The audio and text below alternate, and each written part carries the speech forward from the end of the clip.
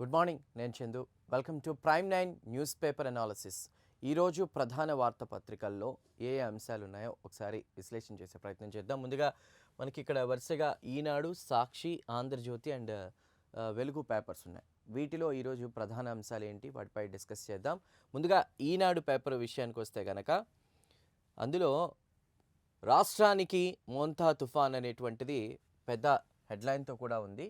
రాష్ట్రానికి మోంతా తుఫాన్ అయితే ఏదైతే బంగాళాఖాతంలో ఏర్పడినటువంటి అల్పపీడనం ఏదైతే ఉందో అది నిన్న కావచ్చు వాయుగుండంగా, శనివారం వాయుగుండంగా, ఈరోజు ఆదివారం తీవ్ర వాయుగుండంగా, రేపు దాన్ని బేస్ చేసుకుని అత్యంత భారీ వర్షాలు అనేది చెప్పడం జరిగింది. అసలు మనం చూస్తే కనుక బంగాళాఖాతంలో బలపడిన వాయుగుండం రేపటికి తుఫానుగా రూపాంతరం.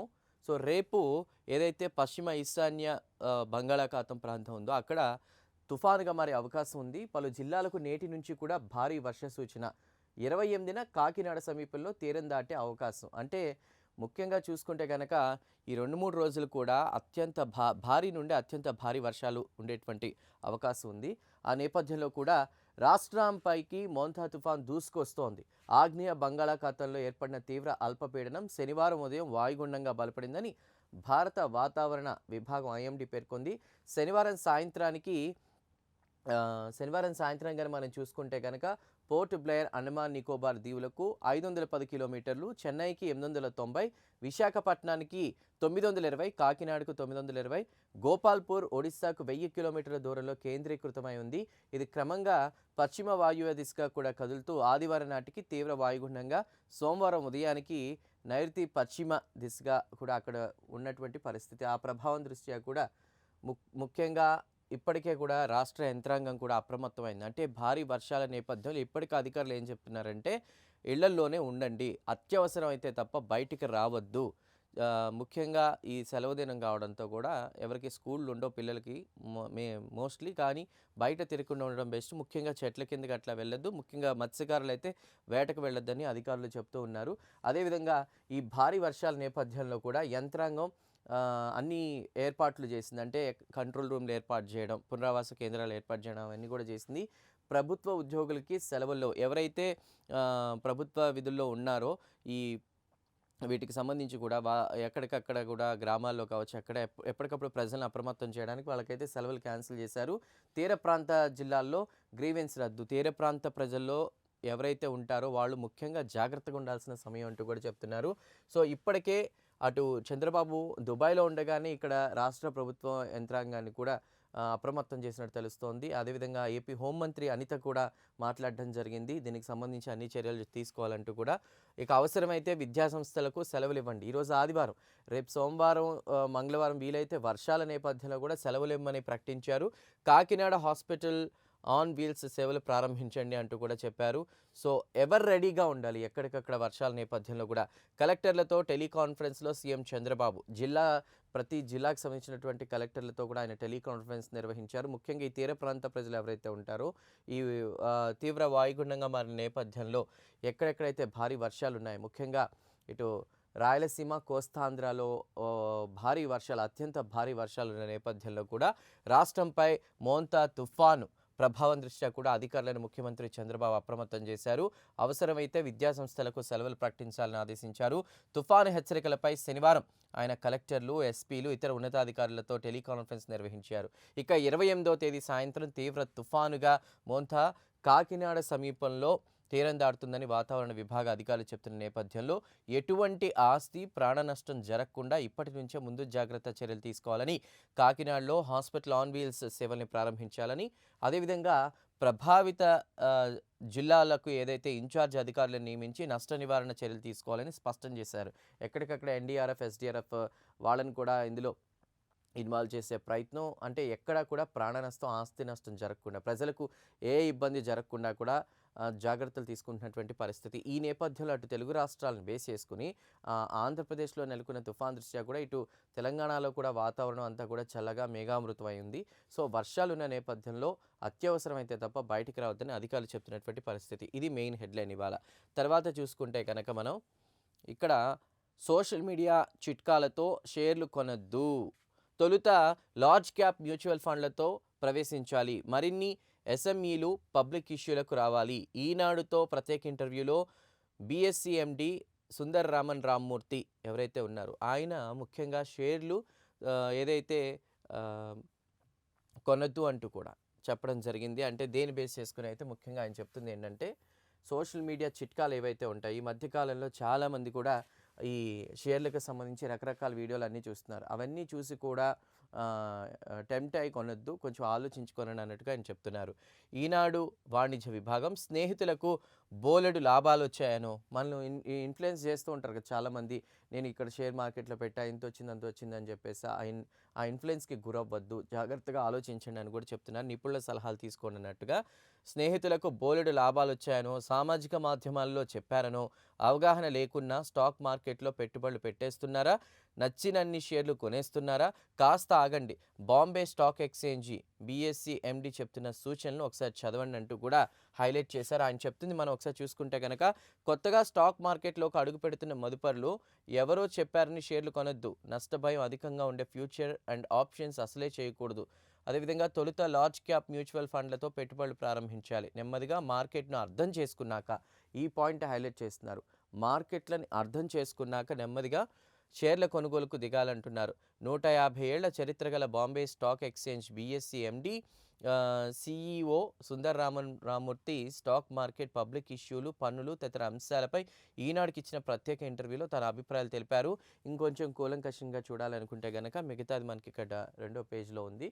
సో దాని గురించి డీటెయిల్గా చూడొచ్చు. కాకపోతే ఆయన చెప్తుంది ఒకటే, యూట్యూబ్లో వాటిల్లో వీడియోలు చేసేసి అవి వాటిని చూసేసి ఎవరో చెప్పేశారు, ఫ్రెండ్స్ చెప్పారనుక షేర్లు కొనొద్దు, మార్కెట్ని అర్థం చేసుకోండి అంటూ కూడా ఆయన ఈనాడుకి ఇచ్చినటువంటి ఇంటర్వ్యూలో ఆయన చెప్పడం జరిగింది. ఇక తర్వాత న్యూస్కి వస్తే కనుక 20,000 ఎకరాలతో గ్రేటర్ విశాఖ ఎకనమిక్ జోన్, నీతి ఆయోగ్ విఈఆర్ ప్రాజెక్టులో భాగంగా కూడా అడుగులు.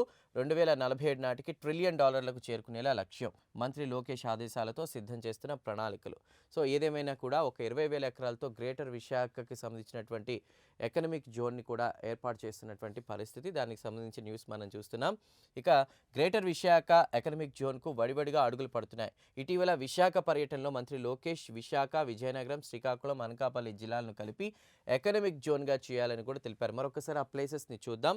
విశాఖ, విజయనగరం, శ్రీకాకుళం, అనకాపల్లి జిల్లాలను కలిపి ఒక ఎకనమిక్ జోన్గా కూడా చేసేటువంటి ప్రయత్నం జరుగుతోంది. సో 4 జిల్లాల కలెక్టర్లకు ఆదేశాలు ఇవ్వడంతో 20,000 ఎకరాల భూసేకరణకు ప్రణాళిక సిద్ధం చేస్తున్నారు. దాదాపు విశాఖలో 5,000 ఎకరాలు, మిగిలిన 3 జిల్లాల నుంచి 15,000 ఎకరాల చొప్పున ప్రభుత్వ, ప్రైవేటు భూములు సేకరించాలని చూస్తున్నారు. అదేవిధంగా ఇవి జాతీయ రహదారికి అనుసంధానం అయ్యేలా కూడా మౌలిక వస్తువులు ఎలా అభివృద్ధి చేయాలనే దానిపై సమగ్ర ప్రణాళికలకు సిద్ధమవుతున్నారు. ఒక్కటే, విశాఖను దేశంలో ఒక ముఖ్యమైన ఆర్థిక కేంద్రంగా అభివృద్ధి చేయాలనే లక్ష్యమే ఎకనమిక్ జోన్కు శ్రీకారం చుట్టింది అనేటువంటిది మనం ఇక్కడ హైలైట్ చేయాల్సినటువంటి అంశం. అదేవిధంగా విశాఖ ఎకనమిక్ రీజియన్ విఈఆర్ అనే పేరుతో కూడా ఈ ప్రాజెక్ట్ని పిలుస్తున్నారు.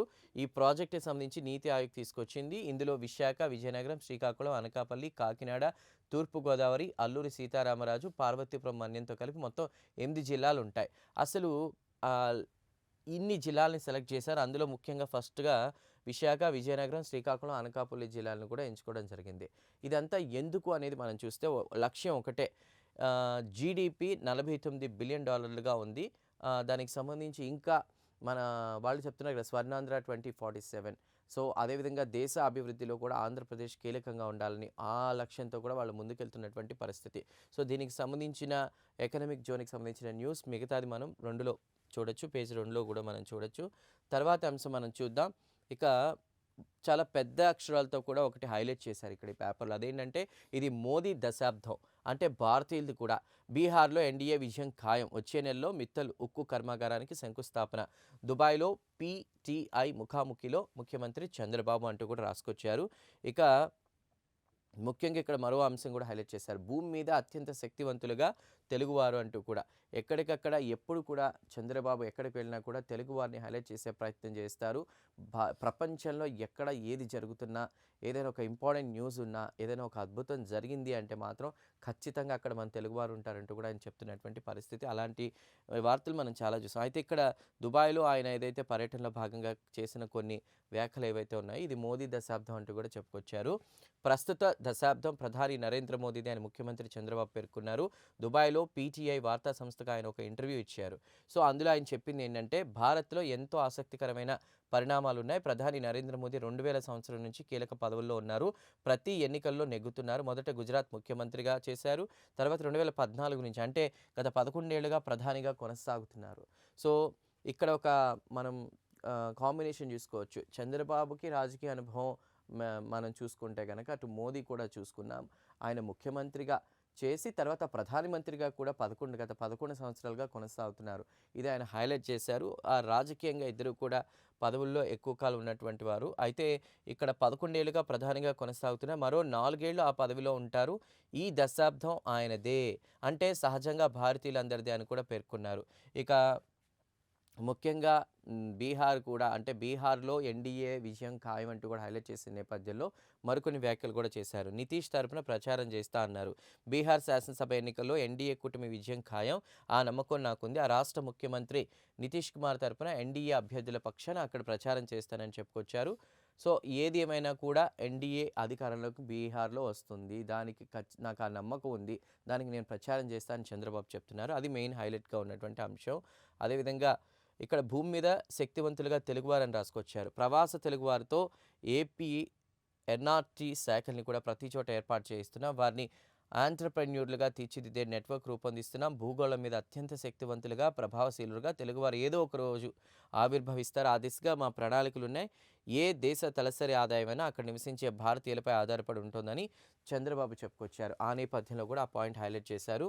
ఇక తర్వాత మనం చూడాల్సింది ఆహ్, నిన్న కూడా మనం చూసాం. దానికి గల కారణాలు గాని అన్నీ కూడా బైకర్ మద్యం మత్తే ఉసురు తీసింది. ఈ వీడియోస్ ఏవైతే ఇప్పుడు మనం సోషల్ మీడియాలో చూస్తూ ఉన్నామో, అంటే ఆ పెట్రోల్ బంక్‌లో ఆ బైకర్ ఎవరైతే ఉన్నాడో తను అక్కడ ఆ బైక్‌ని తీస్తున్న విధానం, తోలిన విధానం, తోలుతున్నప్పుడు కూడా పెట్రోల్ బంక్ నుంచి అలా స్కిడ్ అవుతూ ఉన్నాడు. మద్యం సేవించాడని చెప్తూ ఉన్నారు. సో, అక్కడే ఒక స్కిడ్ అయ్యాడు. రోడ్డు మీదకెళ్ళినప్పుడు కూడా ఆ తర్వాత అతను చేసినటువంటి డ్రైవ్‌కి బస్‌కి తగిలి కూడా తర్వాత బస్సు ఈడ్చుకుంటూ ముందుకెళ్ళినటువంటి పరిస్థితి. అంటే అతివేగం లేదా ఏది అయినా మద్యం మత్తే దీనికొక కారణంగా అంటే అతను చేసినటువంటి ఆ మద్యం మత్తు అటు బస్సులో చాలామంది ప్రాణాలు తీసింది. సో, అతివేగం అనేది ప్రమాదకరం. ఎక్కడికక్కడ ఎన్ని నివారణ చర్యలు తీసుకుంటున్నా కూడా ఇవి జరగడం మాత్రం ఆగడం లేదు. బస్సు ఢీకొట్టక ముందే డివైడర్‌ను ఢీకొని శివశంకరమూర్తి బస్సు ఢీకొట్టడం కంటే ముందే అతను డివైడర్‌ని ఢీకొట్టినట్టు చెప్తున్నారు. సీసీటీవీ ఫుటేజ్‌తో వెలుగులోకి రోడ్డుపై పడిన బైక్ పై నుంచి వెళ్ళినటువంటి కావేరి బస్సు ముందుగా డివైడర్‌ని ఢీకొట్టి పడిన తర్వాత అతని మీద నుంచి కూడా బస్సు వెళ్ళినట్టు తెలుస్తుంది. ఆ రాపిడితోని నిప్పురవ్వలు, బస్సు దగ్ధం. విచారణలో బైక్‌పై ఉన్నటువంటి రెండో వ్యక్తి వెల్లడి. బైక్‌పై ఉన్న రెండో వ్యక్తి ఇక్కడ మనం చూస్తున్నాం కదా! ఇతను బైకరు. తర్వాత అతని పక్కన ఉన్నటువంటి ఆ వ్యక్తి ఎవరైతే ఉన్నారో అతను రెండో వ్యక్తి అనమాట. మనం చూసుకుంటే.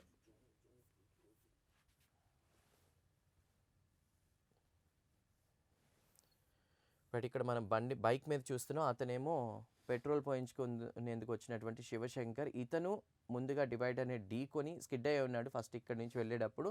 ఇతనే చనిపోయినటువంటి వ్యక్తి. ఈ రెండో వ్యక్తి ఎవరైతే ఉన్నాడో అతను ఈ వివరాలన్నీ కూడా విచారణలో చెప్పినటువంటి పరిస్థితి. అంటే బస్సు ఢీకొంది అని చెప్పేసి మనం కొన్ని రకాల వీడియోలు అవి కూడా చూస్తున్నాం. దానికి కారణం అది కాదు. ముందుగానే అతను డివైడర్‌ని ఢీకొని చనిపోయాడు. ఆ తర్వాత అతని మీద నుంచి బస్సు వెళ్ళిందని కూడా చెప్తున్నారు. ఈ రెండో వ్యక్తి ఎవరైతే ఉన్నారో ఆ వివరాలు వెల్లడించారు. మొత్తం మీద ఇక్కడ మనం కర్నూలుకి సంబంధించిన ఇన్సిడెంట్ చూసుకుంటే కనుక కర్నూలు శివారు చెట్లమల్లాపురం వద్ద శుక్రవారం తెల్లవారుజామున వేమూరి కావేరి ట్రావెల్స్ బస్సు కాలిపోయి 19 మంది సజీవ దహనమైన ఘటనకు ద్విచక్ర వాహనదారుడు శివశంకర్ మద్యం మత్య ప్రధాన కారణమని వెలుగులోకి వచ్చింది. తాగిన మత్తులో ఉన్నటువంటి శివశంకర్ జాతీయ రహదారిపై బైక్తో డివైడర్ను ఢీకొట్టి పడిపోయి మరణించాడు. నల్ల రంగు పల్సర్ బైక్ అక్కడే పడిపోయింది. దాన్ని ఒక బస్సు ఢీకొట్టింది. తర్వాత కావేరి బస్సు బైక్ మీదుగా వెళ్లడంతో అది బస్ కింద ఇరుక్కుపోయింది. 200 మీటర్లు అలాగే ఈడ్చుకెళ్లడంతో రాపిడికి నిప్పురవ్వలు వచ్చి ఆ పెట్రోల్ ట్యాంక్ ఏదైతే ఉందో అది ఓపెన్ అయ్యి ఆ నిప్పురవ్వలు వచ్చి దానికి అంటుకుని ఆ పెట్రోల్ వెళ్ళి బస్ కింద ఆ భాగానికి అంటుకుని తర్వాత అది ఏసీ బస్ కావడంతో మొత్తం క్లోజ్డ్‌గా ఉంటుంది.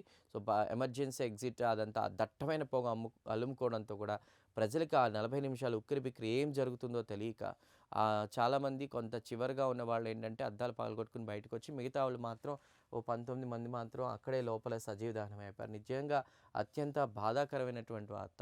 ఇప్పటికైనా రవాణా శాఖ అధికారులు చాలా స్ట్రిక్ట్ రూల్స్ పాటించాలి. ఎమర్జెన్సీ ఎగ్జిట్స్‌కి సంబంధించి 4 ఉండాలంటున్నారు. ఒక ఎగ్జాస్టర్ ఫ్యాన్ ఉండాలి. బస్సు ప్రయాణిస్తున్నంత సేపు ఒక సీసీ కెమెరా ఉండి పర్యవేక్షిస్తూ ఉండాలి యాజమాన్యం, బస్సుకు సంబంధించిన యాజమాన్యం ఎవరైతే ఉంటారో.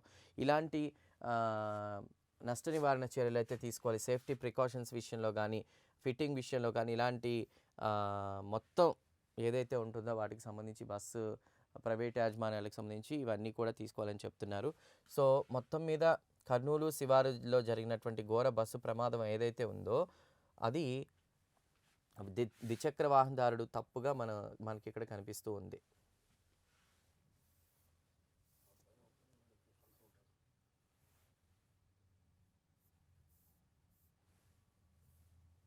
రైట్. మనం చూసుకుంటే గనక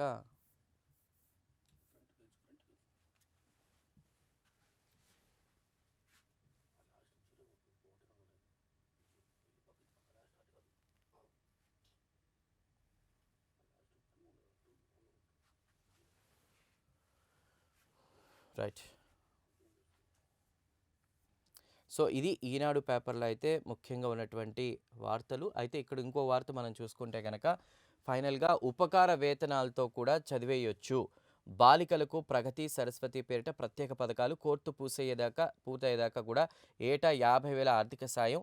దరఖాస్తులకి ఈ నెల 31 వరకు కూడా గడువు అంటూ కూడా ఒక న్యూస్ ఏదైతే ఉందో అది హైలైట్ అవుతూ వస్తోంది. Technical diploma, technical degree, PG విద్యార్థులకు కేంద్ర ప్రభుత్వం వివిధ పథకాల కింద కూడా ఉపకార వేతనాలు అందిస్తోంది. అఖిల భారత సాంకేతిక విద్యా మండలి AICTE అంటాం.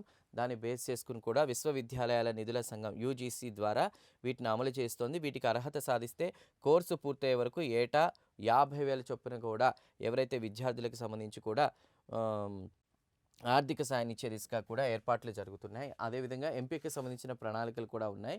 వాటికన్నిటికి సంబంధించి చూడొచ్చు. ఇక ఈ ఉపకార వేతనాలతో చదివేయవచ్చు అనేటువంటి న్యూస్ ఏదైతే ఉందో అది మనకి ఇక్కడ మిగతా పేజ్‌లో ఉంటుందన్నమాట. అది మొత్తంగా చూస్తే గనక ఇది ఈనాడు పేపర్‌కి సంబంధించినటువంటి మెయిన్ వార్తలు, హైలైట్ చేసినటువంటి వార్తలు. ఇక మనం ఇప్పుడు సాక్షి చూద్దాం. సాక్షిలో చూసుకుంటే గనక కొంపలు ముంచింది బెల్ట్ షాపు మధ్యమే అంటూ కూడా ఇక్కడ ఒక వార్తని ఏదైతే హైలైట్ చేస్తూ రాసినటువంటి పరిస్థితి. ఇక్కడ మనం చూసుకుంటే గనక లక్ష్మీపురం బెల్ట్ షాప్‌లో ఫుల్లుగా మద్యం సేవించి బైక్‌పై వెళ్ళిన శివశంకర్ ఎరిస్వామి అనేటువంటి వార్తను హైలైట్ చేశారు. డివైడర్‌ను ఢీకొట్టి పడిపోయిన వైనం, బైక్‌ను ఈడ్చుకెళ్లి ప్రమాదానికి గురైన బస్సు. ఫలితంగా బైకర్ మృతితో పాటు బస్సులో 19 మంది సజీవ దహనం. ఇంత చేటు చేసింది మద్యమా అని దేశం యావత్తు కూడా నివ్వెరపోయింది అంటూ కూడా హైలైట్ చేస్తూ వస్తున్నారు. ఇక మద్యం కుటుంబాలను చిదిమేస్తుందని చెప్పేందుకు ఇది ఒక ప్రత్యక్ష నిదర్శనం అంటున్న నెటిజన్లు. ఊరు, వాడ, గుడి, బడి, హైవే ఏది కూడా అనర్హం కాదు అన్నట్లు వెలిసిన మద్యం బెల్ట్ షాపులు రాష్ట్ర వ్యాప్తంగా వేళాపాలా లేకుండా ఎక్కడ పడితే అక్కడ మద్యం లభ్యం. ఏరిస్వామిని అదుపులోకి తీసుకుని విచారించడంతో మద్యం గుట్టురట్టు. వేమూరి కావేరి బస్సు ప్రమాదంలో వెలుగులోకి సంచలన నిజం. సోషల్ మీడియాలో వైరల్. దేశంలోనే అతిపెద్ద నేషనల్ హైవే NH-44 వెంబడి మద్యం దుకాణాలు అంటూ కూడా రాసుకొచ్చారు. సో, ఇక్కడ మనం చూడొచ్చు ఏదైతే దుకాణం ఉందో లక్ష్మీపురంలోని బెల్ట్ షాపు, ఇక్కడే శివశంకర్ ఎరిస్వామి కూడా మద్యం తీసుకుని ఉంటారని అధికారులు భావిస్తున్నారు. ఇక్కడ ఒక టైం అనేది లేకుండా రేయింబావుళ్ళు కూడా మద్యం విచ్చలవిడిగా అమ్ముతూ ఉన్నారు. సో, ఫుల్లుగా తాగి బైక్‌పై హైవేపై వెళ్లారు. ఫలితంగా పెను ప్రమాదానికి కారణమై 19 మంది సజీవ దహనం అవ్వాల్సినటువంటి పరిస్థితి వచ్చిందంటూ కూడా హైలైట్ చేశారు. సో, ప్రమాదానికి ముందు మద్యం మత్తులో పెట్రోల్ కోసం బంక్‌లో వెళ్ళిన శివశంకర్ ఎరిస్వామి అనేటువంటి ఫోటో మనం ఇక్కడ చూడొచ్చనమాట. దాదాపు ఇది 24వ తారీఖు 10వ నెల అక్టోబర్ 24, 2025 టైం కూడా మనం ఇక్కడ చూడొచ్చు. పెట్రోల్ బంక్‌లో 2 గంటల 23 నిమిషాల 3 సెకన్లు అంటే ఉదయం 2 గంటల 23 నిమిషాలు అవుతుంది. సో, ఆ ప్రమాదానికి ఇంచుమించు ఒక 10, 15, 2:30, 3 మధ్యలోనే జరిగింది కాబట్టి ముందుగానే ప్రత్యక్ష నరకం. కర్నూలు మెడికల్ కళాశాల ఫోరెన్సిక్ విభాగాధిపతి డాక్టర్ సాయి సుధీర్. ఆ ఒక్కరు ఎవరు అర్హత లేకున్నా హెవీ డ్రైవింగ్ లైసెన్స్‌లో. సో, ఇటు డ్రైవర్ తప్పిదం కూడా ఉంది. అంటే సరైన డ్రైవర్లు పెట్టట్లేదు ప్రైవేట్ యాజమాన్యాలు. అతను ఒక 5వ తరగతి చదివితే 10వ తరగతి సర్టిఫికేట్ తెచ్చుకుని కూడా డ్రైవర్‌గా కొనసాగుతున్నారు శివ అనేటువంటి వ్యక్తి. ఇక్కడ శివశంకర్ అనేటువంటి వ్యక్తి ఏమో ఇటు తాగి ఫుల్లుగా బైక్ నడిపి డివైడర్‌ని ఢీకొని కింద పడి చనిపోవడం. ఆ తర్వాత బైక్ పై నుంచి బస్సు వెళ్ళడం. మొదటిగా వచ్చిన బస్సు ఢీకొట్టడం. తర్వాత నెక్స్ట్ వచ్చిన వి కావేరి ట్రావెల్స్ బస్ ఏదైతే ఉందో అది వెళ్ళడంతో కూడా ఇది. ఏది ఏమైనా కూడా సాక్షిలో మెయిన్ హైలైట్‌గా ఉంది ఏంటంటే ఆహ్, మద్యం కుటుంబాలను చిదిమేస్తోంది. రాష్ట్ర వ్యాప్తంగా వేళాపాళా లేకుండా ఎక్కడ పడితే అక్కడ మద్యం లభ్యం అంటూ కూడా వాళ్ళకి సంబంధించినటువంటి ఒక వార్త హైలైట్ చేస్తూ కూడా రాసుకుని వచ్చారు. తర్వాత మెయిన్‌గా మనం చూస్తే గనక ముంచుకొస్తున్న సూపర్ సైక్లోన్ 28న తీవ్ర తుఫానుగా బలపడనున్న మోంతా అనేటువంటి నామకరణం చేశారు. కాకినాడ తుని సమీపంలో తీరం దాటే అవకాశం, 3 రోజులు భారీ నుంచి అతి భారీ వర్షాలకు ఆస్కారం. కోస్తా జిల్లాలకు రెడ్ అలర్ట్ జారీ. ఏపీ వైపు దూసుకొస్తున్న తుఫాన్ శాటిలైట్ చిత్రాన్ని కూడా వాళ్ళు రిలీజ్ చేసింది ఏదైతే ఉందో వాతావరణ శాఖ అధికారులు దాన్ని చూపిస్తూ ఉన్నారు. సో ఇక్కడ మనం చూడొచ్చు దాని యొక్క తీవ్రత. సో ఇది కాకినాడ తుని సమీపంలో తీరం దాటే అవకాశం ఉంది. 28న మాత్రం విస్తారంగా కాదు అత్యంత భారీగా వర్షాలకు ఆస్కారం ఉందనేటువంటిది చెప్తూ ఉన్నారు. అయితే ముఖ్యంగా ఇక్కడ మనం రైతులకు సంబంధించి కూడా ఆలోచించాలి. నిన్న కురిసినటువంటి వర్షాలకే చాలా తెలుగు రాష్ట్రాల్లో కొన్ని ప్రాంతాల్లో రైతులు వడ్లనన్నీ కూడా ఆరబెట్టుకున్నటువంటి పరిస్థితి. సో అన్నదాతకు మోంతా గుబులు. పలు జిల్లాల్లో ముమ్మరంగా పత్తి తీతలు, మొక్కజొన్న కోతలు. కృష్ణా గోదావరి డెల్టాల్లో కోత దశలో వరి, మద్దతు ధర లేక కన్నీరు పెడుతున్న రైతులు. ధాన్యం కొనుగోలు కేంద్రాల విషయంలో తీవ్ర నిర్లక్ష్యం. మొక్కజొన్న కొనుగోలు కేంద్రాలు ప్రతిపాదనలకే పరిమితం. అక్టోబర్ 4వ వారం వచ్చినా పత్తాలేని సీసీఐ కొనుగోలు కేంద్రాలు. తుఫాను కంటే కూటమి ప్రభుత్వ నిర్లక్ష్యం వల్లే అపార నష్టం. సో ఇక్కడ మనం చూడొచ్చు నిజంగా అవునన్నా కాదన్నా రైతులకు కోత కోసే టైం కూడా కాబట్టి ఇక్కడ ఇప్పుడు తుఫాన్ ఎఫెక్ట్‌తో కొంతమంది మొక్కజొన్నకి సంబంధించి అలా ముందుగానే కోతలు అవి కూడా చేస్తున్నటువంటి పరిస్థితి. అయితే ఇక్కడ సాక్షి హైలైట్ చేసిన అంశం ఏంటంటే ఈ మోంతా తుఫాను కంటే కూడా కూటమి ప్రభుత్వ నిర్లక్ష్యం వల్ల అపార నష్టం జరిగే అవకాశం ఉంది రైతులకంటూ కూడా హైలైట్ చేస్తూ రాసుకొచ్చారు. ఇది మనం అక్కడ చూడాల్సినటువంటి అంశం. ఇక మరోవైపుగా సాక్షిలో మిగతా వార్తలు చూస్తే గనక కూటమి ప్రభుత్వం భూమి లాగేసుకుంది. ఇక్కడ ప్రతిసారి కూడా ఈ సాక్షి పేపర్‌లో మనం చూసుకుంటే గనక ప్రతి వార్తలో కూడా కూటమి ప్రభుత్వం యొక్క నిర్లక్ష్యాన్ని చూపించే ప్రయత్నమే చేస్తోంది. కూటమి ప్రభుత్వం భూమిని లాగేసుకుంది. కారుణ్య మరణానికి అనుమతించండి. అంటే చనిపోవాలి ఇక నేను డిసైడ్ అయ్యాను అన్నటువంటి దానికి నాకు పర్మిషన్ కావాలి అంటూ కూడా ఆవిడ అడిగినటువంటి పరిస్థితి ఉంది. సో గుంటూరు జిల్లా రాయపూడికి చెందిన 90 ఏళ్ల వృద్ధురాలు, ఆమె కుటుంబ సభ్యులు కారుణ్య మరణానికి అనుమతించాలని కోరుతూ కూడా హైకోర్టును ఆశ్రయించారు. తమకు ఆసరాగా ఉన్న 5 సెంట్ల భూమిని కూటమి ప్రభుత్వం లాక్కుందని కూడా వారు వాపోయారంటూ కూడా ఏదైతే ఒక న్యూస్ ఉందో దానికి సంబంధించి సాక్షిలో మనం చూడొచ్చు. ఇక తొలి దశలో 10-15 రాష్ట్రాల్లో ఎస్ఐఆర్ అంటూ కూడా రాసుకొచ్చారు. దేశవ్యాప్తంగా ఓటర్ల జాబితా ప్రత్యేక సమగ్ర సవరణ ఎస్ఐఆర్ అంటారు షార్ట్ ఫామ్‌లో. ఈ ప్రక్రియ చేపట్టడానికి కేంద్ర ఎన్నికల సంఘం ఏర్పాట్లు చేస్తోంది. వచ్చే ఏడాది అసెంబ్లీ ఎన్నికలు జరగనున్న రాష్ట్రాల్లో తొలుత ఈ ప్రక్రియను పూర్తి చేయాలని నిర్ణయించినట్టు తెలిసింది. తొలి దశ ఎస్ఐఆర్కు సంబంధించిన షెడ్యూల్ వచ్చే వారం ప్రకటించనున్నట్లు సమాచారం. ఇది ఈ 2 వార్తలు మనం ఇక్కడ చూసాం. మరొక వార్తను మనం చూడొచ్చు. చాలా పెద్ద అక్షరాలతో కూడా హైలైట్ చేస్తూ ఉన్నారు. ప్రభుత్వ నిర్లక్ష్యం, మరో గిరిజన విద్యార్థిని బలి. జ్వరం, ఊపిరితిత్తుల వ్యాధితో కవిత మృతి. ఈ ప్రభుత్వం వచ్చాక 21 మంది గిరిజన విద్యార్థులు మృతి చెందారంటూ కూడా ఒక వార్త ఏదైతే ఉందో దాన్ని హైలైట్ చేస్తూ రాసుకొచ్చారు. ఈ నెలలో వరుసగా 6 గిరిజన శాఖ మంత్రి సంధ్యారాణి ఎమ్మెల్యేకు చీమ కుట్టినట్లయినా లేదు. ప్రభుత్వం నుంచి ఇప్పటివరకు ఎలాంటి ఎక్స్‌గ్రేషియా అందలేదు. గిరిజన ప్రాంతాలు తన ఆత్మ అన్న పవన్ కళ్యాణ్ స్పందించరేంటి? డిప్యూటీ సీఎంని పవన్ కళ్యాణ్‌ని కూడా క్వశ్చన్ చేస్తూ ఉన్నారు ఇక్కడ. ఇటు గిరిజనులకు సంబంధించి కూడా నేనున్నానంటూ హామీ ఇచ్చేటువంటి పవన్ కళ్యాణ్ ఇప్పుడు ఎక్కడికి వెళ్ళిపోయారంటూ కూడా ప్రశ్నిస్తున్నారు. ఈ మరణాలపై దృష్టి సారించకపోతే రాష్ట్ర వ్యాప్త ఆందోళన తప్పవు హెచ్చరించిన గిరిజన సంఘాల నాయకులు. సో ముఖ్యంగా పార్వతీపురం, మన్యం జిల్లా హడ్డుబంగి పాఠశాల వద్ద బాలిక మృతదేహంతో ఆందోళన చేపట్టారు ఆ కుటుంబ సభ్యులు. దానికి సంబంధించిన ఫోటో మనం ఇక్కడ చూడొచ్చు. సో ఎవరైతే ఈ పాప ఉన్నారో కవిత, ఆ అమ్మాయి సో ఇప్పుడు జ్వరం, ఊపిరితిత్తుల వ్యాధితో మృతి చెందింది. అక్కడ వైద్యానికి సంబంధించినటువంటి సరైన ఫెసిలిటీస్ లేవు. పాఠశాల వద్ద బాలిక మృతదేహంతో ధర్నా చేస్తున్న కుటుంబ సభ్యులు, గిరిజనులు. చదువు కోసం పంపిస్తే అంటూ కూడా హైలైట్ చేశారు. ఇక్కడ కవిత తల్లిదండ్రులు ఎవరైతే ఉన్నారో వాళ్ళు చెప్తున్నటువంటి మాట మనం చూద్దాం. కొండపోడు వ్యవసాయంతో పాటు కూలీనాలి చేసుకుని బ్రతుకుతున్నాం. మా పెద్ద కుమార్తె కవిత చక్కగా చదువుకుని ఉద్యోగం సాధిస్తే చేదోడు వాదోడుగా ఉంటుందని భావించాం. 3వ తరగతి నుంచి హడ్డుబంగి ఆశ్రమ పాఠశాలను చదువుతుంది. ఇన్నాళ్ళు బాగా చదువుకుంటున్న పాప హై స్కూల్కి వచ్చేసరికి మృతి చెందింది. చదువు కోసం పంపిస్తే పాప మృతదేహమే మాకు దక్కింది అంటూ కూడా తల్లిదండ్రులు బాధపడినటువంటి న్యూస్ ఇక్కడ వాళ్ళు హైలైట్ చేస్తూ ఉన్నారు. ఏదైనా ప్రభుత్వ నిర్లక్ష్యం ఇక్కడ స్పష్టంగా కనిపిస్తుందని వాళ్ళు చెప్తున్నటువంటి పరిస్థితి. సో ఇక్కడ మనం చూడొచ్చు ఇంకొక వార్తని చేతుల్లో ఇట్లా భూమిని పెట్టేసి కూడా లూలు అంటూ కూడా హైలైట్ చేశారు. లూలు గోలు మాలు అంటూ రాసుకొచ్చారు. లూలు గోలు మాలు ఏంటి ఆ లూలు గోలు మాలు? విశాఖ విజయవాడ మల్లవల్లిలో భూ సంతర్పణ. మల్లవల్లి ఫుడ్ పార్క్ కారు చౌక్గా లూలు గ్రూప్ వరం అధునాతన ఫుడ్ ప్రాసెసింగ్ సెంటర్ ఏటా 50 లక్షల అద్దె చొప్పున 66 ఏళ్లకు లీజ్. అద్దె కూడా 5 ఏళ్లకు ఒకసారి 5% చొప్పున మాత్రమే పెంపు. గత ప్రభుత్వ హయాంలో ఇదే ప్రాసెసింగ్ సెంటర్ ఏటా 1,92,00,000 కోట్లకు అద్దెకు జియాన్ బ్యావరేజెస్కి అప్పగింత.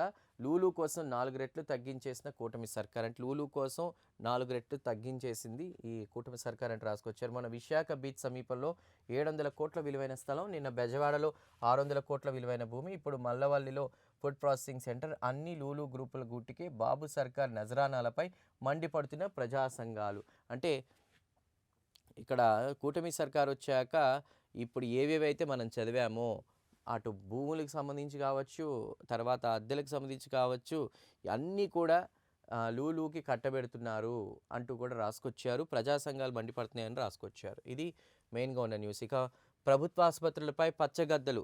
ఆరోగ్య శాఖను ఆదాయ వనరుగా మార్చేసుకున్న ప్రభుత్వ పెద్దల అడుగుజాడల్లో కూటమి ప్రతినిధులు. పెద్ద ఆసుపత్రుల్లో మందులు సరఫరా, ఇతర కాంట్రాక్టుల్లో దోపిడీ కోసం బాహాబాహి. శానిటేషన్, సెక్యూరిటీ సబ్ కాంట్రాక్టర్ల కోసం పోటీ. తమ వర్గానికి సెక్యూరిటీ సబ్ కాంట్రాక్ట్ ఇవ్వాలంటూ సీఎంకు కర్నూలు ప్రజాప్రతినిధుల లేఖలు. సెక్యూరిటీ, శానిటేషన్ కాంట్రాక్టులు సబ్ కాంట్రాక్టర్లకు ఇతరులకు ఎవరైతే ఉంటారో వాళ్ళకి అవకాశం లేని దుస్థితి. సో ఆరోగ్య శాఖను ఒక ఆదాయ వనరుగా కూటమి సర్కార్ మార్చేసుకుంది. ప్రభుత్వ పెద్దల అడుగుజాడల్లోనే ప్రజాప్రతినిధులు అంటూ కూటమి ప్రజాప్రతినిధులు అంటూ కూడా హైలైట్ చేసుకుంటూ వచ్చారు. సో చేప ఇక్కడున్నావా? సముద్రంలో మత్స్య సంపద అంచనాకు అధునాతన సాంకేతికత. ఎక్కడ ఎంత సంపద ఉందో డేటా సేకరించి పెంచేందుకు కృషి. నౌక నుంచే పర్యవేక్షించేలా ఖచ్చితమైన ఈ అబ్జర్వర్ సిస్టమ్ అందుబాటులోకి తీసుకొస్తున్న ఫిషరీస్ సర్వే ఆఫ్ ఇండియా. ముఖ్యంగా ట్యూనా సంతతిపై దృష్టి అంటూ కూడా రాసుకొచ్చారు. ఇక చేపలకు సంబంధించినటువంటి మత్స్య సంపద అంచనాకు సంబంధించి ఒక అధునాతన సాంకేతిక సంబంధించి కూడా మనం ఈ న్యూస్ చూడొచ్చు. ఇక ఈరోజు పేపర్లో అయితే ఎక్కువగా కూటమి సర్కార్ని ఫోకస్ చేశారు. అంటే ప్రజల భూములకు సంబంధించి కావచ్చు, లూలు భూములకు సంబంధించి కావచ్చు, అటు యాక్సిడెంట్స్కి సంబంధించి కూడా కూటమి ప్రభుత్వం తప్పే. మద్యం అక్రమ నకిలీ మద్యం ఈ షాపులు ఏవైతే ఉన్నాయో అవి ఎక్కువగా ఉండడంతో కూడా మద్యం విరివిగా దొరుకుతుందని అది కూటమి ప్రభుత్వం తప్పుగా రాసుకొచ్చారు. అదేవిధంగా ప్రభుత్వ ఆసుపత్రులపై పచ్చగద్దలు. ఆరోగ్య శాఖను ఆదాయ వనరుగా మార్చినటువంటి కూటమి ప్రజాప్రతినిధులు అంటూ రాసుకొచ్చారు. ఎక్కడికక్కడ ఈరోజు మెయిన్గా ఉన్నటువంటి 5-6 వార్తల్లో కూడా కూటమి ప్రభుత్వ తప్పిదాలే కనపడుతున్నాయి అన్నట్టుగా కూడా చూపించారు. ఇక ఇంకొక వార్త చూద్దాం. సాక్షిలో కర్ణాటక ఎత్తుపడుపు నోరు మెదపని ఆంధ్ర. ఆల్మట్టి ఎత్తు పెంపు కోసం భూసేకరణ పునరావాసానికి ప్రత్యేక అథారిటీ. దాదాపు 1,33,867 ఎకరాల భూసేకరణకు మార్గదర్శకాలు. ఏటా 18,000 కోట్ల వ్యయం చేసి 4 ఏళ్లలోగా 524.256 మీటర్ల ఎత్తులో నీటిని నిల్వ చేస్తామని కర్ణాటక సర్కార్ వెల్లడి. సో ఇక్కడ ఒకటి మనం చెప్పుకోవాలి ఏంటంటే ఆల్మట్టి ఎత్తు పెంపుతో ఆంధ్ర ఎడారిగా మారడం ఖాయం అనేది ఇక్కడ ఒకటి రాసుకొచ్చారు ఈ హైలైట్ చేస్తూ కూడా. సో అయినా రాష్ట్ర హక్కుల పరిరక్షణపై నోరు మెదపని చంద్రబాబు సర్కార్. ఉన్న ప్రధాన వార్తల్లో అన్నీ కూడా చంద్రబాబు కూటమి సర్కార్ టార్గెట్టే.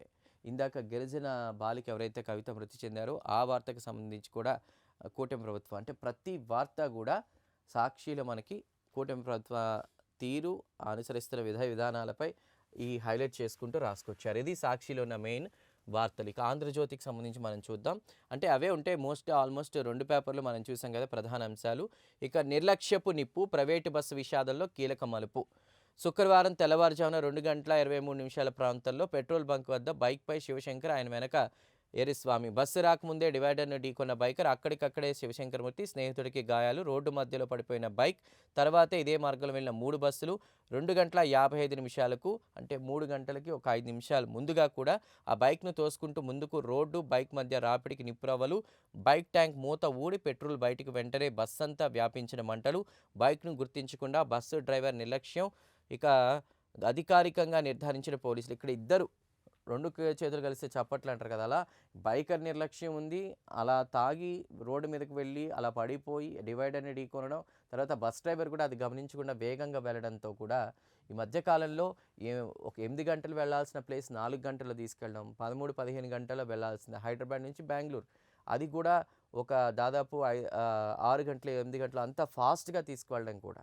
ఈరోజు ఫాస్ట్‌గా వెళ్ళడానికి ఒక రేటు, సీటుకో రేటు. ఆ డ్రైవర్ స్పీడ్ నిర్లక్ష్యం కూడా అసల ఎలాంటి ఎక్స్‌పీరియన్స్‌లు అవి చెక్ చేయకుండా ప్రాపర్‌గా ఇంతమంది ప్రాణాలతో చెలగాటమాడారు. అంతమంది సజీవ దహనానికి అవ్వడానికి కూడా కారణమయ్యారు. మనం ఇక్కడ చూడొచ్చు అప్పుడు వస్తున్నటువంటి ఆ పొగ, ఆ మంటల పరిస్థితి. ఏం జరిగిందో కూడా ఇది డీటెయిల్‌గా ఉంది. ఇవి మనకి ఇంకా డీటెయిల్‌గా కావాలంటే ఇంకా ఇదంతా కూడా చూడొచ్చు. ఇవి మాత్రం మెయిన్‌గా మనం డిస్కస్ చేసాం.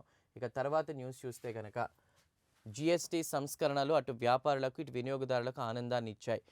జీఎస్టీకి సంబంధించి కూడా ముఖ్యంగా ప్రజలకి గతంలో 4.25 లక్షల కోట్లకు సంబంధించినటువంటి ఆదాయం చేకూరితే ఈసారి ఈ జీఎస్టీ ఏదైతే ఉందో ఆ సంస్కరణ తీసుకురావడంతో కూడా 6 లక్షల కోట్లకు పైగా కూడా ఆదాయం చేకూరినట్టు కూడా చెప్తూ ఉన్నారు. అంటే ఎక్కువగా ప్రజల్లో కొనుగోలు శక్తి పెరిగింది. ఈ జీఎస్టీ సంస్కరణ వల్ల ప్రతి ఒక్కరూ వాళ్ళకి కొంచెం ఖర్చు ఏదైతే ఆ వస్తువుకు సంబంధించిన రేట్లు తగ్గడంతో కూడా ప్రజల్లో కొనుగోలు శక్తి పెరిగింది. ఎక్కువగా కొన్నారు దీపావళి పండుగల టైంలో అంటూ కూడా చెప్తున్నటువంటి పరిస్థితి. సూపర్ సేవింగ్స్ అందుతూ ఉండగా ఎంఎస్ఎంఈ రంగం, ఇతర వ్యాపారులు కూడా సంతోషంగా ఉన్నారు. కేంద్రంలోని ఎన్డీఏ ప్రభుత్వ ప్రగతిశీల ప్రభుత్వం సామాన్య ప్రజల ప్రయోజనం కోసం అనేక సంస్కరణలు తీసుకొస్తుంది. సామాన్యుల సాధికారతే లక్ష్యంగా పనిచేస్తుందంటూ కూడా మోదీ సంపూర్ణ సహకారంతో డబుల్ ఇంజన్ సర్కార్ దూసుకెళ్తోంది. ఏడాదిలోనే సూపర్ 6 అమలు చేశామంటూ కూడా సీఎం చెప్పిన వ్యాఖ్యలు మనం చూస్తూ ఉన్నాం. డబుల్ ఇంజన్ సర్కార్తో సాధ్యమైంది. కేంద్రం చొరవతో ఆర్సెల్ఆర్ స్టీల్ ప్లాంట్ వచ్చే నెలలో శంకుస్థాపన చేస్తున్నాం.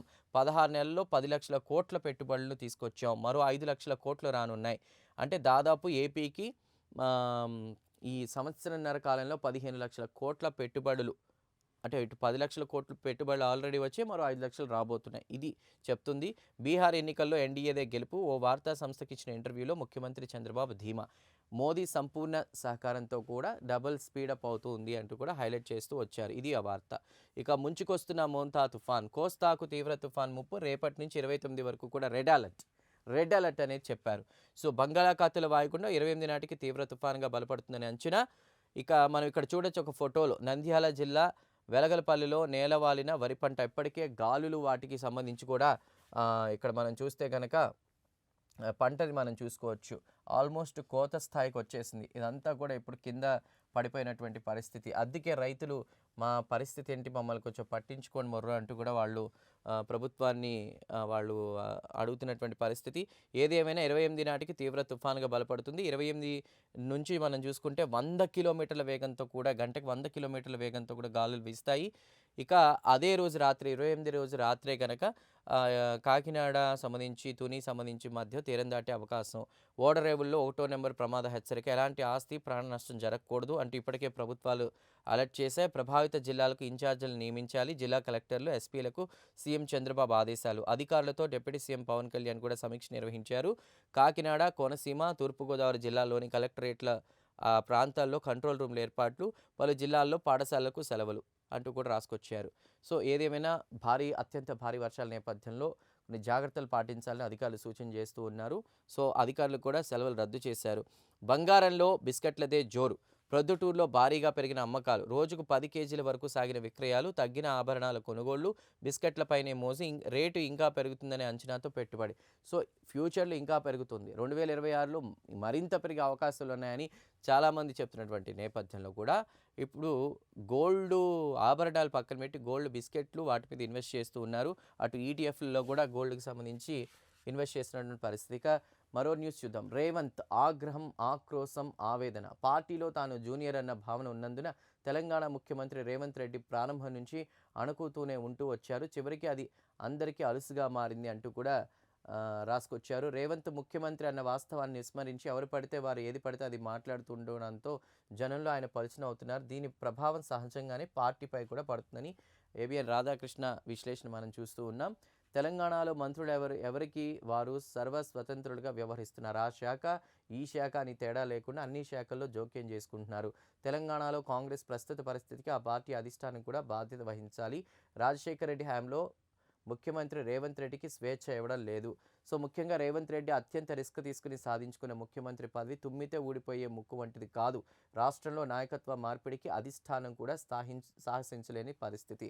కాంగ్రెస్ ప్రతిష్టను, ప్రభుత్వ ప్రతిష్టను పునరుజ్జీవింపజేయడమా లేదా అన్నది కూడా అధిష్టానం ముఖ్యులే తేల్చుకోవాలంటూ కూడా ఆర్కే విశ్లేషణలో కొత్త పలుకు సంబంధించి మనం చూస్తూ ఉన్నాం. ఇది మెయిన్గా ఉన్నటువంటి వార్త. అదేవిధంగా ఇక మనం చూడొచ్చు, ఇవి ప్రధానంగా ఉన్న వార్తలు. ఇక అటు ఎల్ఐసి సొమ్ముతో అదానీ బెయిలౌట్, అప్పులు తీర్చేందుకు ఆర్థిక శాఖ నీతి ఆయోగ్ కలిసి 33,000 కోట్లు ఇప్పించాయి. 28,000 కోట్ల బాండ్లు, 5,000 కోట్ల షేర్లు, ప్రజల సొమ్ముతో రిస్కీ కంపెనీలకి నిధులు. ఇది క్రోనీ క్యాపిటలిజం కిందకే వస్తుంది. వాషింగ్టన్ పోస్ట్ పత్రిక ఒక సంచలన కథనాన్ని రాసుకొచ్చింది. దాన్ని హైలైట్ చేస్తూ కూడా ఏబిఎన్లో మనం చూస్తున్నాం. ప్రజల కష్టార్జితాన్ని అదానీకి ఎలా అప్పగిస్తారు? పిఎస్సి దర్యాప్తు జరపాలి. మోదీ సర్కార్ను నిలదీసిన కాంగ్రెస్ పార్టీ. అది స్వతంత్ర నిర్ణయమే ఎల్ఐసి. ఇక ఏదైతే అప్పులు తీర్చేందుకు ఆర్థిక శాఖ నీతి ఆయోగ్ కలిసి 33,000 కోట్లు ఇప్పించాయి. ఆ డబ్బులను ఆయన రకరకాల రిస్కీ కంపెనీలకి నిధులు ఇచ్చారంటూ కూడా, ప్రజల డబ్బులతో ముఖ్యంగా కష్టం ఏదైతే ఉంటుందో అదానికి ఎలా అప్పగిస్తారంటూ కూడా దర్యాప్తు జరిపించాలంటూ కూడా ప్రధానమైనటువంటి వార్త. ఎల్ఐసి సొమ్ముతో అదానికి బెయిలౌట్ అంటూ రాసుకుని వచ్చారు. అది ప్రధానంగా ఉన్న వార్త. సో గాంధీ కొండను చూశారా? చారిత్రక కొండకు కొత్త సబబులు. విజయవాడ వ్యూ పాయింట్కు మళ్ళీ కళ. స్మారక స్తూపం చేరుకోవడానికి జంబో లిఫ్ట్, పార్క్, లైబ్రరీ, ప్లానిటోరియంకి ముస్తాబు. కొండపై పెరిగిన పర్యాటకుల సందడి అంటూ కూడా గాంధీ హిల్పై ఏర్పాటు చేసినటువంటి జంబో లిఫ్ట్ని కూడా ఇక్కడ హైలైట్ చేస్తూ చూపిస్తున్నారు. ఇది మనకి ఆంధ్రజ్యోతిలో వచ్చినటువంటి వార్తలు. ఇక వెలుగుకు సంబంధించినటువంటి పేపర్లో ఈరోజు ప్రధానంగా ఉన్నటువంటి వార్తలు మనం చూద్దాం. సో అందులో ప్రధానంగా చూసుకుంటే కనుక ఇక్కడ మనం స్టార్టింగ్లో మనం చూస్తే ఒక జనరల్ వార్త మనం ఇక్కడ చూడొచ్చు ఈ బాక్స్లో. ఫిబ్రవరి 25 నుంచి ఇంటర్ పరీక్షలు. వచ్చే ఏడాది ఫిబ్రవరి 25 నుంచి ఇంటర్ పబ్లిక్ పరీక్షలు ప్రారంభమై మార్చి 18 వరకు కూడా కొనసాగనున్నాయి. ఫిబ్రవరి 3 నుంచి ప్రాక్టికల్ ఎగ్జామ్స్. అంటే 2026 ఫిబ్రవరి 25 నుంచి కూడా ఇంటర్ ఎగ్జామ్స్ ఉండబోతున్నాయి. మార్చి 18 వరకు కూడా ఉండబోతున్నాయి. సో ఫిబ్రవరి 3 నుంచి ప్రాక్టికల్ ఎగ్జామ్స్ నిర్వహిస్తారు. నవంబర్ 1 నుంచి ఎగ్జామ్ ఫీజు చెల్లింపుల ప్రక్రియ షురూ కానుందంటూ కూడా రాసుకొచ్చారు. సో అది ఒక వార్త. ఇక మనం ఇక్కడికి వచ్చే చూస్తే కనుక ఏదైతే వర్షాల నేపథ్యంలో ఇందాక నేను చెప్పానో రెండు తెలుగు రాష్ట్రాల ఎఫెక్ట్ ఉంటుంది ఖచ్చితంగా. తెలంగాణకు సంబంధించి నిజామాబాద్ జిల్లా ఎడపల్లిలో వర్షానికి తడిసిన వడ్లు అంటూ కూడా రైతులందరూ తడిసిన ధాన్యం అంతా కూడా చేతికొచ్చిన పంటని ఇలా ఆరబెట్టుకుంటూ ఉన్నారు. నిజంగా ఎంత కష్టం. ప్రభుత్వాలు నిజంగా వాళ్ళకి ఏదో ఒక సహాయం చేయాలి. మనం చూస్తూ ఉన్నాం వాళ్ళు పడుతున్నటువంటి ఇబ్బందులు. రైతే రాజు అని చెప్పుకునే మన ఈ దేశంలో రైతులకు వచ్చినటువంటి దుస్థితి చూడండి. పంట చేతికొచ్చిన దశలో చెడగొట్టిన వాన అంటూ రాసుకొచ్చారు. రాష్ట్ర వ్యాప్తంగా కురుస్తున్న వర్షాలకు చేతికొచ్చిన పంటలు దెబ్బతి ఉంటున్నాయి. శనివారం సాయంత్రం కురిసిన ఆకస్మిక వర్షానికి కొనుగోలు కేంద్రాలు, మార్కెట్ యార్డులో వడ్లు, మక్కలు నీటి పాలయ్యాయి. కళ్ల ముందే చేతికొచ్చిన పంట నేలపాలవుతుంటే రైతులు గుండెలు బాదుకున్నారు. మెదక్ జిల్లాలో 3 రోజులుగా కురుస్తున్న వర్షాలకు జిల్లా కేంద్రం శివారు, పిల్లికొట్టాల్, డబుల్ బెడ్రూమ్ కాలనీ, అదేవిధంగా మెదక్ మండలం శివాయిపల్లి, మల్కాపూర్ తండా తదితర కొనుగోలు కేంద్రాలతో పాటు కొల్చారం మండలం రాంపూర్ వద్ద నేషనల్ హైవేపై ఆరబోసిన వడ్లు తడిచాయి. సిద్దిపేట జిల్లా కేంద్రంలో మార్కెట్ యార్డుతో పాటు దుబ్బాక, తొగుట, బెజ్జంకి, కొహెడ, హుస్నాబాద్, చేరియల్ల, జగదేవ్పూర్ మండలాల్లో అమ్మకానికి తెచ్చిన ధాన్యం నీటి పాలైంది. కాపాడుకునేందుకు రైతుల పాట్లు మనం ఈ ఫోటోలో మనం చూస్తూ ఉన్నాం. తరుముకొస్తున్న మోంతా తుఫాన్. ఇప్పటికే వర్షంతో ఇంత ఇబ్బంది పడుతున్నటువంటి జనం ఇప్పుడు మోంతా తుఫాన్ ప్రభావంతో కూడా అటు ఏపీకి తెలంగాణకి సంబంధించి కూడా రెడ్ అలర్ట్ ఉన్నటువంటి పరిస్థితి. 5 రోజులు ఉంటాయి ఈ వర్షం ఎఫెక్ట్. ఏదో తీరం దాటేసి 28 అనుకోవద్దు. 5 రోజుల పాటు భారీ వర్షాలు. ఇప్పటికే హైదరాబాద్ సిటీ సహా పలు జిల్లాల్లో జోరుగా కురుస్తున్న వానలంటూ కూడా హైలైట్ చేసుకుంటూ వచ్చారు. అది పంట చేతికొచ్చిన టైంలో చెడగొట్టిన వాన అనేటువంటిది మనం చూస్తూ ఉన్నాం. ఇక ఇక్కడ మనం చూడొచ్చు, కడుపులో కల్లోలం, రాష్ట్రాన్ని వణికిస్తున్న ఫుడ్ పాయిజనింగ్ కేసులు అంటూ ప్రధానంగా ఈ వార్తను హైలైట్ చేశారు. గత 9 నెలల్లో 34,000కు పైగా అక్యూట్ గ్యాస్ట్రో ఎంటరైటిస్ బాధితులు. రోజుకు సగటున 125 మంది ఆసుపత్రి పాలు. కలుషిత నీరు ప్రధాన కారణం. కలుషిత నీరు ఎక్కడ పడితే అక్కడ నీరు తాగడం, బయట ఆహారం, అపరిశుభ్రతే కారణం అంటున్న డాక్టర్లు. బయటి ఫుడ్ తగ్గించాలి, క్లీన్నెస్ పాటించాలంటూ కూడా సూచన. హోటళ్లు, స్ట్రీట్ ఫుడ్పై నామ్కే వాస్తేగా ఫుడ్ సేఫ్టీ అధికారుల తనిఖీలు. ఈ మధ్యకాలంలో మన ప్రైమ్ 9 న్యూస్లో కూడా చూసాం, ఇడ్లీలో జెర్రీ. సో బయట ఫుడ్ తినాలంటే కూడా భయం వేస్తుంది. ఆ హోటల్ బయట వేరు, హోటల్ లోపల వెళ్ళి చూస్తే ఏం జరుగుతుందో చూడొచ్చు. బొద్దింకలు అవన్నీ కూడా ఉన్నటువంటి పరిస్థితి. సో, ఆ టిఫిన్‌కి సంబంధించిన ఐటెమ్స్ ఏవైతే ఉంటాయో అక్కడంతా కూడా అవి తిరుగుతూ ఉంటాయి. సో, అక్కడనే కాదు ప్రధానంగా చాలా వరకు సిటీస్‌లో జరుగుతుంది ఇదే. సో, అధికారులు కూడా ఫుడ్ సేఫ్టీ అధికారులు కూడా నామమాత్రంగా వాళ్ళు తనిఖీలు చేస్తున్నారనేటువంటిది. ఈ మధ్య కాలంలో అయితే దాదాపు 10 జిల్లాల్లో కూడా ఈ కేసులు ఇలా ఫుడ్ పాయిజనింగ్ కేసులు పెరుగుతున్నాయి. మనం తినే ఆహారం కలుషితం అవుతున్నటువంటి పరిస్థితి. రాష్ట్రంలో ఫుడ్ పాయిజనింగ్ కేసులు పెరిగిపోతున్నాయి. కలుషిత ఆహారం తిని జనం ఆసుపత్రుల పాలవుతున్నారు. చిన్న, పెద్ద తేడా లేకుండా వాంతులు, విరోచనాలు, కడుపు నొప్పి, జ్వరం, కలరా తదితర లక్షణాలతో హాస్పిటల్‌కు బాధితులు క్యూ కడుతున్నారు. ఈ ఏడాది జనవరి నుంచి సెప్టెంబర్ వరకు చూసుకుంటే 9 నెలల్లోనే రాష్ట్ర వ్యాప్తంగా 34,245 food poisoning, acute gastro enteritis అంటాం ఆ కేసులు నమోదయ్యాయి. అంటే సగటున రోజుకి 125 మంది నుంచి నెలకి చూసుకుంటే 3,805 మంది దీని బారిన పడుతున్నారు. సో, ఇప్పటికైనా అధికారులు కొంచెం దీనికి సంబంధించి చర్యలు తీసుకుంటే మంచిది. ఇంకా ముఖ్యంగా చాలామందికి ఉన్న అలవాటు ఫ్రిడ్జ్‌ల్లో ఆహారం మిగిలిపోతే పెట్టుకొని దాన్ని వేడి చేసుకొని తింటున్నారు. ఇలా చల్లారిన ఆహారాన్ని వేడి చేయొద్దంటూ కూడా మనకి డాక్టర్స్ చెప్తున్నటువంటి పరిస్థితి. ఉస్మానియా మెడికల్ కాలేజీ హైదరాబాద్ నుంచి. సో, అలా వేడి చేయడం వల్ల దానిలో రకరకాల బ్యాక్టీరియాలు ఫామ్ అవుతాయి. అది పాయిజన్‌లా మారుతది ఫుడ్ ఏదైనా కూడా అని చెప్పి చెప్తూ ఉన్నటువంటి పరిస్థితి. సో, ఇక ఇంకో వార్త మనం ఇక్కడ చూడొచ్చు. త్వరలో డీసీసీ అధ్యక్షులు నియామకాల్లో సామాజిక న్యాయం కాంగ్రెస్ హైకమాండ్ నిర్ణయం అంటూ కూడా రాసుకుని వచ్చారు. అదొక వార్త మనం చూస్తున్నాం. మరోవైపు ఇక్కడ మేం కోవట్టులం కాదు. ప్రాణాలను ఏ లక్ష్యం కోసం కూడా ప్రాణాలు ఇమ్మంటున్నారు మాజీ మావోయిస్టులు అంటూ కూడా రాసుకొచ్చారు. ఇక ఇది ఇక్కడ ఉన్నటువంటి ప్రధానమైనటువంటి వార్త. మేము కోవట్టులం కాదంటూ కూడా వాళ్ళు చెప్తూ ఉన్నటువంటి పరిస్థితి. ఇక 19 మందిని బలికొన్న బైకర్. కర్నూలు జిల్లాలో జరిగిన వేమూరి కావేరి బస్సు ప్రమాదం కేసులో కొత్త కోణం. మద్యం సేవించడం కారణం. ఆల్రెడీ డివైడ్ అండ్ ఢీకొని పడిపోయాడు. తర్వాత బస్సులు అతని మీద నుంచి వెళ్ళాయంటూ కూడా రాసుకొచ్చిన వార్త మనం వెలుగులో కూడా చూస్తున్నాం. తెలంగాణ అమరుల కుటుంబాలకు క్షమాపణలు చెప్తున్న అంటూ పడేండ్ల బీఆర్ఎస్ పాలనలో కూడా వారికి న్యాయం జరగలేదు అంటూ కూడా కవిత ఏదైతే పర్యటన ఉందో హైదరాబాద్కి సంబంధించి కూడా అంటే అమరవీరుల స్తూపానికి ఆమె అక్కడికి వెళ్ళి నివాళులు అర్పించి కూడా పర్యటన చేశారు. దాదాపు 1,200 మంది అమరులు అయితే 580 మందికి గౌరవం దక్కింది అంటూ కూడా రాసుకొచ్చారు.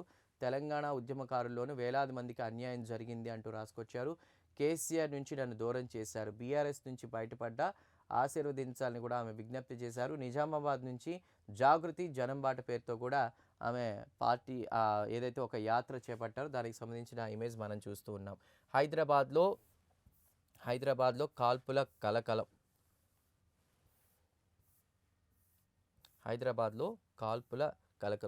ఇది కూడా మనం చూస్తూ ఉన్నాం.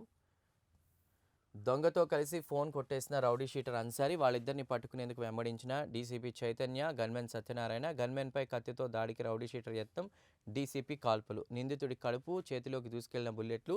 చాదర్ఘాట్లోని విక్టరీ ప్లే గ్రౌండ్ వద్ద ఘటన అంటూ కూడా మనం ఇక్కడ దానికి సంబంధించిన డీసీపీ చైతన్య అదేవిధంగా మనం ఇక్కడ చూడొచ్చు గాయపడిన రౌడీ షీటర్ అన్సారీ. ఆ ఇమేజ్ని మనం చూడొచ్చు అనమాట.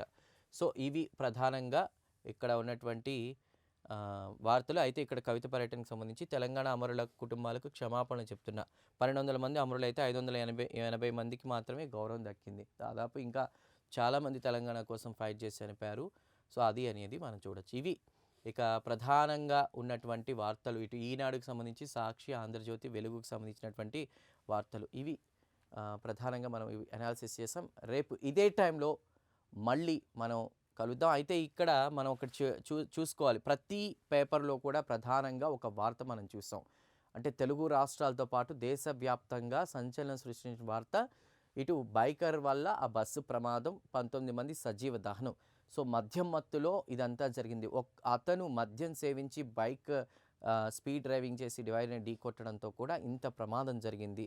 సో, ఎక్కడికక్కడ మద్యం దొరుకుతూ ఉండడంతో కూడా అలాంటి నేషనల్ హైవేల మీద ఎప్పుడు రద్దీగా ఉండే హైవే మీద మద్యం సేవిస్తూ వెళ్ళడం వల్ల ఇంతమంది చావుకు కారణమైంది. ఇప్పటికైనా అటు ఎవరైతే రవాణా శాఖ అధికారులు ఉన్నారో ఇలాంటి ప్రమాదాలు జరిగినప్పుడు దిద్దుబాటు చర్యల కింద కూడా అప్పటికప్పుడు చెక్ చేయడం కాదు, ప్రాపర్గా ఎప్పటికప్పుడు తనిఖీలు చేయాలి. ఇప్పుడు మనం చూస్తున్నాం, తనిఖీలు చేస్తున్నారు. ఇదే తనిఖీలు రెగ్యులర్గా చేస్తే ఇటువంటి ప్రమాదాలను అరికట్టవచ్చు అంటూ కూడా, అలానే మద్యం షాపులకు సంబంధించి కూడా ప్రభుత్వం ఫోకస్ చేయాలంటున్నారు.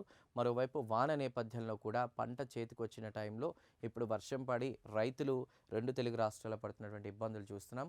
సో, రైతులు ప్రభుత్వాలు ఆదుకోవాలి. అదేవిధంగా అందరూ కూడా కొంచెం సురక్షితంగా ఉండాలి. ఎందుకంటే రెడ్ అలర్ట్ ప్రకటించారు కాబట్టి జాగ్రత్తగా ఉండాలి. ఇవి ప్రధాన దినపత్రికలకు వచ్చిన అంశాలు. రేపు మళ్ళీ ఇదే టైంలో కలుద్దాం. అంతవరకు కీప్ వాచింగ్ ప్రైమ్ న్యూస్.